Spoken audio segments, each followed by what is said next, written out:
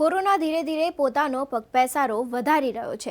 અમદાવાદના કોટ વિસ્તારમાં કોરોનાના કેસ જોવા મળ્યા છે। થોડા દિવસ અગાઉ અમદાવાદમાં કોરોનાના નવા 11 જેટલા કેસોનો વધારો થયો હતો।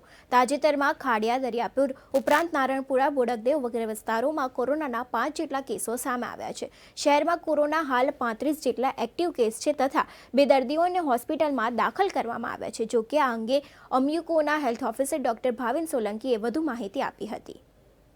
કોર્પોરેશનમાં હાલમાં કોવિડ કેસીસ બાબતે 35 એક્ટિવ કેસીસ કોર્પોરેશનમાં રિપોર્ટ થયેલા છે। આ પૈકી ગઈકાલના રોજ 2 કેસ આવેલા હતા, 2 નવા કેસ આવેલા હતા અને 2 જૂના કેસ ડિસ્ચાર્જ થયેલા હતા।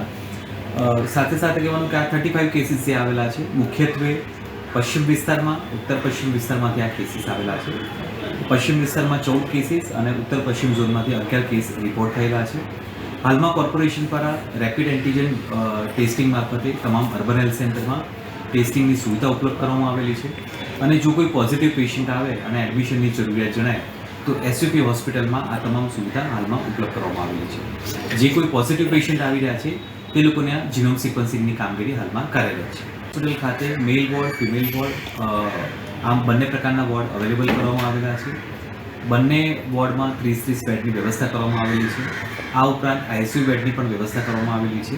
હાલમાં જે એક પેશન્ટ એડમિટ છે પ્રાઇવેટ હોસ્પિટલમાં એડમિટ છે, એસયુપી હોસ્પિટલમાં કે અન્ય કોઈ ગવર્મેન્ટ હોસ્પિટલમાં આ પ્રકારના કોઈ પેશન્ટ એડમિટ નથી। કોઈ પોઝિટિવ પેશન્ટ આવી રહ્યા છે એ તમામ એજ ગ્રુપના, વાત કરીએ તો 15 યર્સથી 70 યર્સ સુધીના પેશન્ટ જોવા મળેલ છે।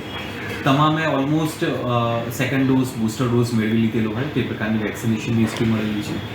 જે લોકો ઇન્ટરનેશનલ ટ્રાવેલિંગ કરેલું છે અને કોઈ રેસ્પિરેટરી એમને સિમ્ટમ્સ જણાય છે તે લોકો ટેસ્ટિંગ માટે જાય છે ને ત્યાં એ લોકોને પોઝિટિવ પેશન્ટ તરીકે ડિક્લેર થતા હોય છે। હાલમાં એક પેશન્ટ છે જેને આપણે હોસ્પિટલાઇઝ છે, બાકીના તમામ પેશન્ટ હાલમાં હોમ આઇસોલેશન અંતર્ગત છે।